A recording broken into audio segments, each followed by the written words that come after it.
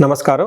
మనం August month మిథున రాశి వారి గనక మనం చూసుకుంటే వీరికి దాదాపు ఒక 75-80% చాలా బాగుందని మనం చెప్పుకోవచ్చు. ఎందుకు అంటే మారుతున్న గ్రహాలు 4 గ్రహాలలో 3 గ్రహాలకి వీళ్ళకి చాలా అనుకూలంగా ఉందని మనం చెప్పుకోవచ్చు. దీనితో పాటుగా మిథున రాశి వారికి రీసెంట్గా గురువు కూడా మారారండి. అంటే పెద్ద గ్రహాలన్నీ వీళ్ళకి చాలా అనుకూలంగా ఉన్నాయని మనం చెప్పుకోవచ్చు. ముఖ్యంగా గురువు ఇప్పుడు మారుతున్న 4 గ్రహాల్లో 3 గ్రహాలు చాలా అనుకూలంగా ఉన్నాయి. అది మన డీటెయిల్స్ ఎందుకు చూద్దాం, ఏ ప్రకారంగా అనుకూలంగా ఉంటుంది, కొన్ని చోట్ల ఛాలెంజెస్ కూడా ఉన్నాయి, అవేంటో మనం చూద్దాం. ముఖ్యంగా ఇందులో ఉన్న నక్షత్రాల ప్రకారం చూసుకుంటే మృగశిర 3-4 పాదాలు, ఆరుద్ర 1-2-3-4 పాదాలు, పునర్వసు 1-2-3-4 పాదాలంతా మిథున రాశిలో ఉంటారు. పేరు బలం బట్టి మనం చూసుకుంటే కా, కీ, కు, ఖం, జ్ఞ, చ, కే, కో, హ అన్న లెటర్స్ అంతా కూడా ఇందులో ఉంటాయని గమనించాలి. మనం ముందుగా చెప్పుకునే ప్రకారం లఘు గోచారము, సూక్ష్మ గోచారం అనే ఒక కాన్సెప్ట్లో ఒక్కొక్క గ్రహం ఒక్కొక్క విధమైన ఫలితం ఇస్తుంటుంది. అది సంస్కృతంలో ఒక చిన్న మాటలతోటి మనం చెప్పడం జరుగుతుంది, వార్తల్లో ముఖ్యాంశాల్లాగా. దాని ప్రకారం మనం చూసుకుంటే సూర్యుడు 3వ ప్లేస్లో ఉండటం వల్ల లక్ష్మి అంటే సంపదలు వచ్చే అవకాశం ఎక్కువగా ఉంటుంది. ఫస్ట్ హౌస్లో కుజుడు ఉండటం వల్ల శారీరకంగా కొంచెం ఇబ్బందులు వచ్చే అవకాశం ఉంటుంది. కానీ 2వ స్థానంలో బుధుడు, 4వ స్థానంలో శుక్రుడు ధనాన్ని శత్రువుల ద్వారా ధనాన్ని మిత్రుల ద్వారా సపోర్ట్ని, తర్వాత ఓవరాల్గా సుఖంగా లగ్జరీ కంఫర్టబుల్గా ఉండే అవకాశం ఎక్కువగా ఉంటుంది. ఒక కుజుడు మాత్రం ఇబ్బంది పెట్టే విధంగా ఉన్నారని గమనించాలి. మనం ఇప్పుడు ఒక్కొక్క గ్రహం ప్రకారం చూసుకుంటే ఈ మారుతున్న గ్రహాలు ఏ ప్రకారంగా ఉందో చూస్తే సూర్యుడు 3వ స్థానంలో ఉండటం చాలా మంచిది. ముఖ్యంగా రియల్ టైంలో చూసుకుంటే ఈ టైంలో ప్రమోషన్స్ వచ్చే అవకాశం, జాబులు వచ్చే అవకాశం ఎక్కువగా ఉంటుంది. తర్వాత ఇప్పటివరకు ఎవరైతే జాబ్లో స్టాగ్నేటెడ్గా ఉండి ఈ టైంలో ప్రమోషన్స్ వచ్చే అవకాశం ఎక్కువగా ఉంటుంది. రాజకీయ నాయకులు కానివ్వండి, నాయకత్వ లక్షణాలు ఎవరైతే ఉన్నారో వాళ్ళ టీముని చక్కగా నడిపిస్తారని మనం చెప్పుకోవచ్చు. ఇందులో మనం గమనించాల్సిన విషయం ఏంటంటేనండి, సూర్యుడు 3వ స్థానంలో ఉండటం వల్ల ఎలాంటి లాభం ఉంటుంది అనేది మనకి మహర్షులు సంస్కృతంలో ఒక చిన్న శ్లోకంలో చెప్పారు. ఆరోగ్యం, నిత్య సంతోషం, బంధుమిత్ర సమాగమ, అర్ధలాభ పుత్ర సౌఖ్యం, ఇష్టసిద్ధి తృతీయగే రవి అంటారు. అంటే ఆరోగ్యం బాగుంటుంది, నిత్యం సంతోషంగా ఉంటారు, బంధుమిత్రులతో కలుస్తూ ఉంటారు, చక్కగా మంచి సమావేశాల్లో పార్టిసిపేట్ చేస్తూ ఉంటారు. అర్ధలాభం అంటే ధనలాభం బాగుంటుంది, పుత్ర సౌఖ్యం, తర్వాత ఫాదర్ అండ్ సన్ రిలేషన్షిప్ చాలా బాగుంటుంది.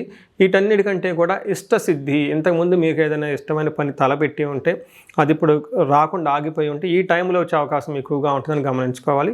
ఫాదర్కి హెల్త్ విషయంలో కొంచెం జాగ్రత్తగా ఉంటే సరిపోతుంది. నెక్స్ట్ మనకి కుజుడు చూసుకుంటే వీళ్ళకి జన్మరాశిలోనే కుజుడు ఉన్నారండి. జన్మరాశిలో కుజుడు ఉంటే ఇది అంత మంచిది యోగ్యత కాదు అని చెప్తారు. ఏ విధంగా అంటే జన్మరాశిలో గనక కుజుడు ఉంటే జ్వరం ఖడ్గవరణం చైవ బంధు భార్య విరోధ కృత్తు చంద్రరాశి గతో యక్ష రాక్షస పీడనం అంటారు. ఇది చాలా ఇంపార్టెంట్ అండి. ఇది నేను చాలా ఎప్పుడు రిపీటెడ్గా చెప్తూ ఉంటాను. కొన్నిసార్లు ఏమవుతుందంటేనండి, మనకి లోన ఇంటర్నల్గా చాలా బాధపడుతూ ఉంటాము, శారీరకంగా హెల్త్ బాగుండదు, చాలా టైర్డ్గా ఉంటాము, ఏంటేంటో అయిపోయినట్టు ఫీలింగ్లు వస్తూ ఉంటాయి, రాత్రుల్లో నిద్ర కూడా పట్టదు. కానీ డాక్టర్ దగ్గరికి వెళ్తే డాక్టర్లు ఆల్మోస్ట్ ఏం లేదని చెప్తారు, చిన్న సింపుల్ మెడిసిన్ అయితే రాస్తారు. కానీ వీళ్ళకి బాధ చాలా ఎక్కువగా ఉంటుంది. నాకు చాలామంది వస్తుంటారు, మేము హాస్పిటల్ దగ్గరికి వెళ్ళామండి, ఈ మెడిసిన్ ఆ మెడిసిన్ తింటూ ఉన్నాము, కానీ డాక్టర్ దగ్గరికి వెళ్ళిపోతే ఆ మందులకు మాకు తగ్గటం లేదు, కానీ మేము బాధపడుతూ ఉన్నాం, ఇది ఎప్పుడు విముక్తి వస్తుంది, దీని నుంచి ఎప్పుడు మనం బయటపడతామని అడుగుతూ ఉంటారండి.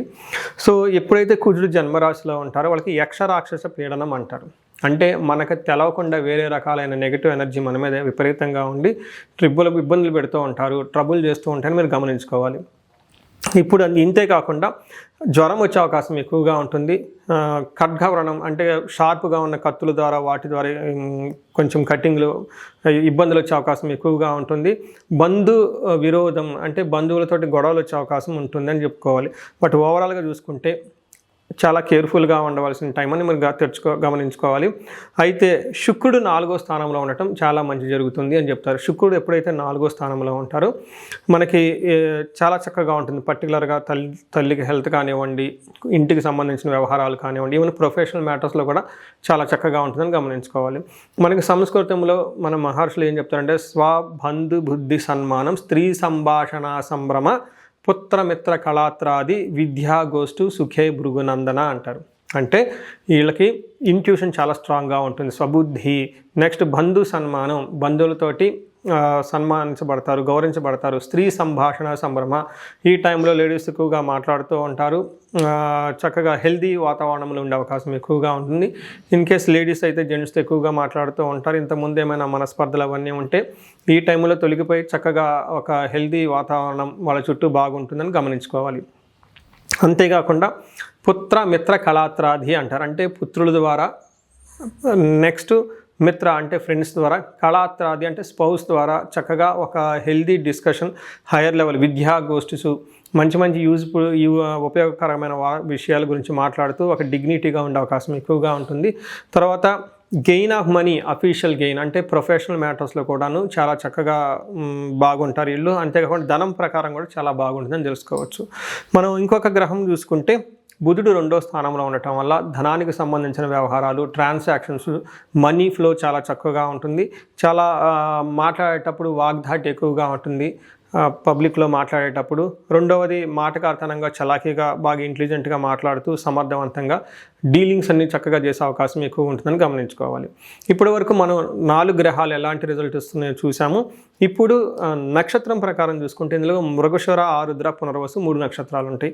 మృగశిర నక్షత్రం వాళ్ళకి పాజిటివ్ సైడ్లో చూసుకుంటే ఐశ్వర్యవంతంగా ఉంటుంది, జయప్రదంగా ఉంటుంది, ధనలాభము చూపిస్తూ ఉంటుంది పాజిటివ్ సైడ్లో. నెగిటివ్ సైడ్లో చూసుకుంటే భయము, మరణతుల్యం అని చెప్తారు. ఇక్కడ భయం అంటే మీకు అందరికీ తెలిసిందే. ఇక్కడ మరణతుల్యం అంటే నేను చాలామంది నాకు కామెంట్లు పెడుతూ ఉంటారు, ఇదేంటండి తెలిసిన వాళ్ళు కూడా పెడుతుంటారు, అలా మాటలు వాడద్దండి, భయపడుతుంటామండి అని. ఇక్కడ నా యొక్క ఇంటెన్షన్ ఏంటంటే అండి, మన సంస్కృతంలో మహర్షులు ఏదైతే చెప్పారో అది మీకు యాజ్ ఇట్ ఈజ్గా చెప్పాలని, డైల్యూట్ చేయాలని కాదు.